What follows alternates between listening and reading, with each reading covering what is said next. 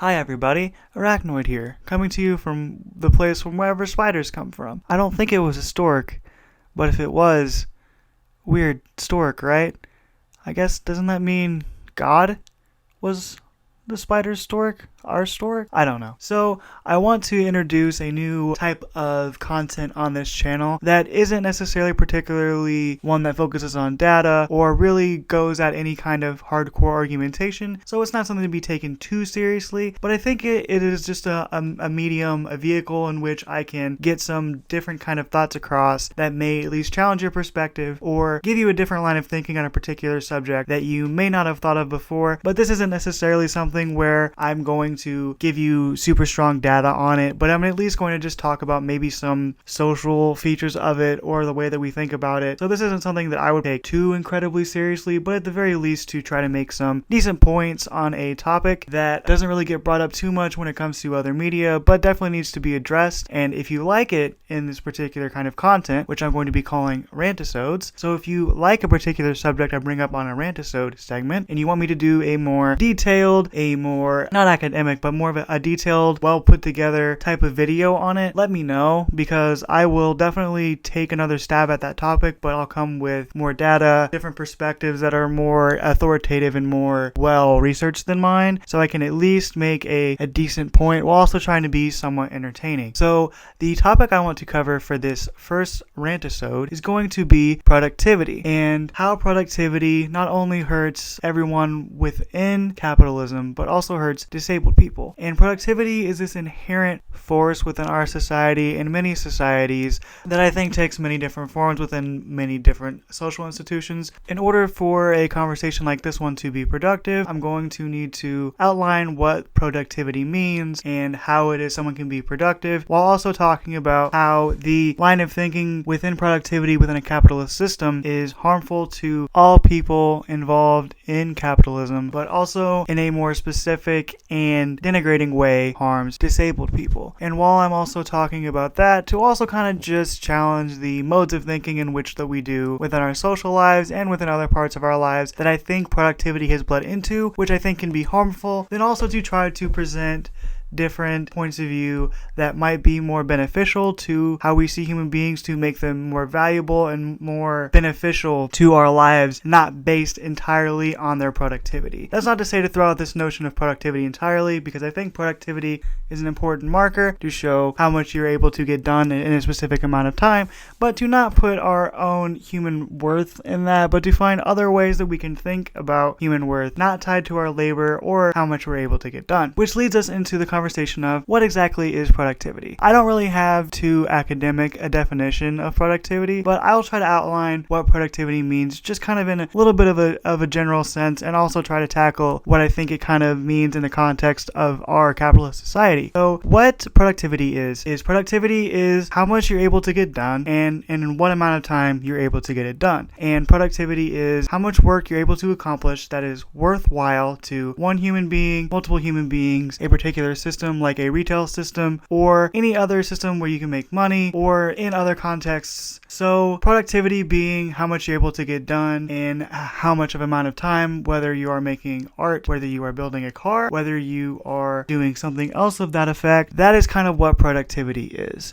And I think productivity is at the forefront of our society in many ways, because most of our social institutions are businesses. This business-like thinking of, okay, how much am I able to get done in what amount of time, meaning is how worthwhile my time has been, kind of comes and bleeds into other parts of our lives besides within the places that we work. Because I think when we really get down to it, we put a social value on productivity, don't we? It's not only something within our working relationships. I think that frame of thinking, that line of thinking, the framework in which we frame our friendships and our loving relationships work into that sort of thinking as well. I'm going to first kind of talk about how I think that affects human value just within a working relationship, and try to branch it out into other areas as well. We've all worked a job where we've had a person that we didn't like to work with because they either just didn't do their job right. They were like the human equivalent equivalent of trying to shove a square object into a round hole over and over and over again, except at our job. And they either didn't get the work done, they weren't productive enough, or they were just really, really hard to work with. I've had that happen at my job too. And part of, I think, I'm going to try to explain kind of why that ends up happening. So we end up not really valuing them as much as people as a result of that line of thinking, because we think, okay, they're not getting a whole lot done, they're not very worthwhile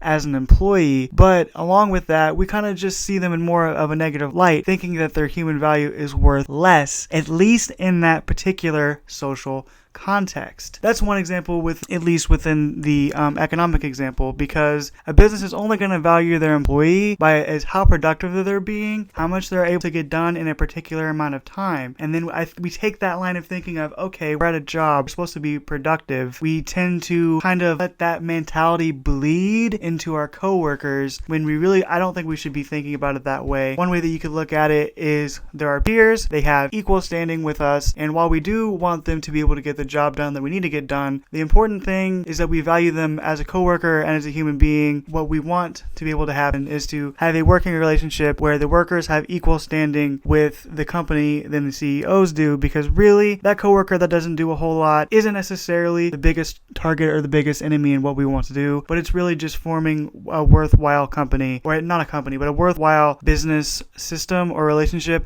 that isn't dominating or domineering. I also think, so when it comes, you've got that employee, you've got that kind of productivity mindset when it comes to a business relationship with their employees. And because we have businesses as, I think, the dominant social institution within America, I could be wrong about that, but there are so many businesses, there's so much business mindset within America. We fetishize it, we really do. That's why in America, we think businessmen are these geniuses when they're really not. That's an entirely different rant. Sort of thinking, oh, holy cow, I think I accidentally just hit my table that this is on, and it made a noise.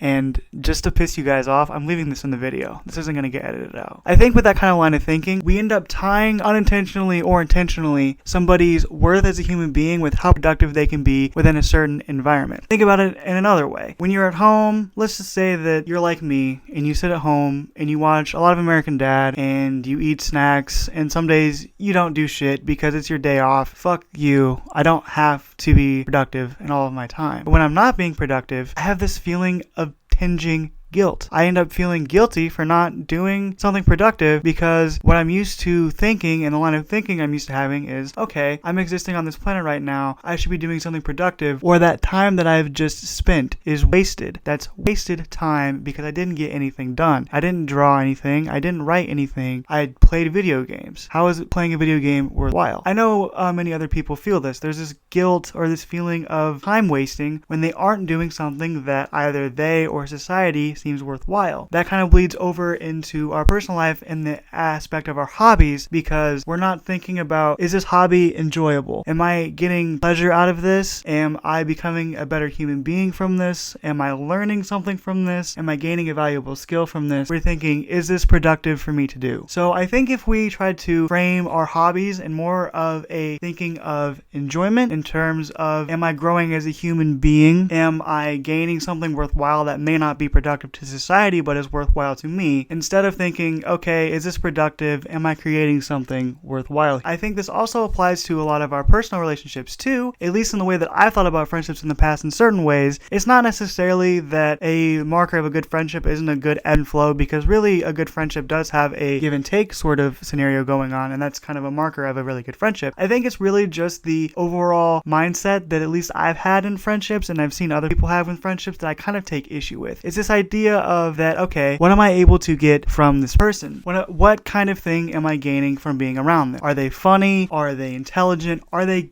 giving me something? When, along with the other example, instead of thinking about it in terms of, okay, what am I getting out of this person to make this friendship worthwhile? Is this a productive friendship? More to think of it as, do I enjoy being around this person? Does this person help me grow as an individual? Is this a worthwhile friendship? Not in terms of productivity or the things that they bring to the table, but as something of, do I enjoy spending time with them? Do I like them as a human being and want to spend time with them? I think having different mindsets and how we approach our friendships is very important because I do think because of how ingrained the capitalist way of thinking is in our brains, it's really hard to be creative in how we think about things. And I think this kind of goes along with a romantic relationship too, and even within sex. We don't always necessarily think about our romantic relationships in terms of, do I enjoy being around this person? Is this person worthwhile? Am I growing as a human being? Sometimes we think about it with sex of, oh, are they gonna make me,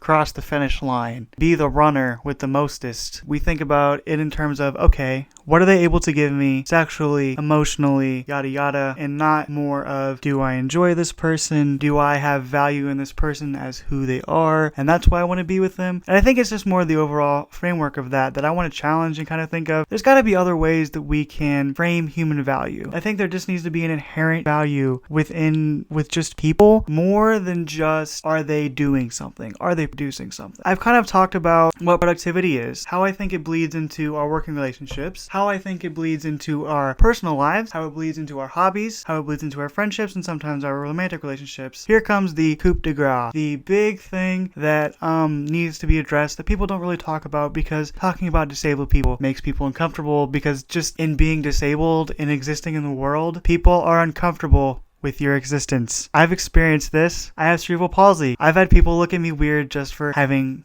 a limp. And I want to talk about something that's uncomfortable for a lot of people just in how society's framed it. Maybe I'll do other rants kind of like this. But this notion of productivity, of you're worth only as much as you're able to get done, and how much you're able to get done in terms of what's valuable to your business, to society, whatnot, hurts disabled people probably more than many other groups, because there are many disabled people that aren't able to get out of bed, aren't able to be gainfully employed. And whenever you talk to somebody and they go, what are you? You tell them what your job is, right? And I think if someone's disabled and they can't keep a job, they're living off of $700 a month.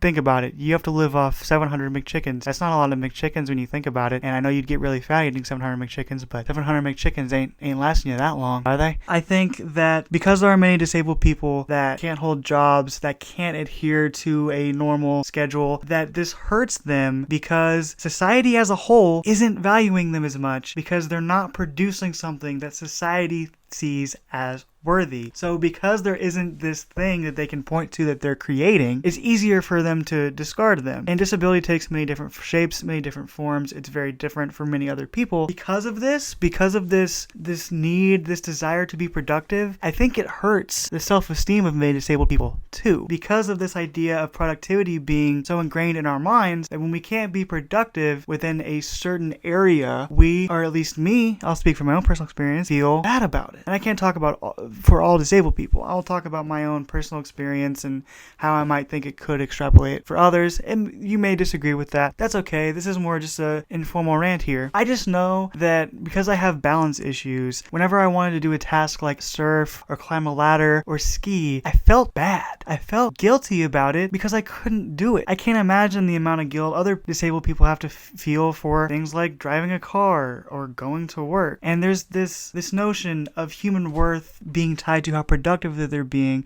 which I think kind of created that guilt within me. So I think one way we can look at human value is just, in one way, is enjoyment. Do I enjoy them as a human being, whether or not they're producing something worthwhile? And even if I'm not enjoying them as a human being, are there other people that enjoy them, or just that they're a human being, so they have worth and place on this planet because they exist and they have at least the de facto right to be able to exist and try to be prosperous. And I think if we try to look at human life in terms of, okay, I want them to be prosperous, however that looks like, and in terms of enjoyment as well, and framing human worth in a different mindset besides just productivity, it would be very helpful for many disabled people. And I think that's all I really wanted to say here. I kind of wanted to talk about productivity and how I think it bleeds into our personal lives, how it bleeds into everything, and how I think it particularly can be pernicious for disabled people. And I appreciate you guys sticking around for this rant. Kind of long, went longer than I expected it to, but thank you for being along for the ride. And now it's time for a arachnoid to disappear in the internet wherever people go on YouTube when they're not talking about stuff.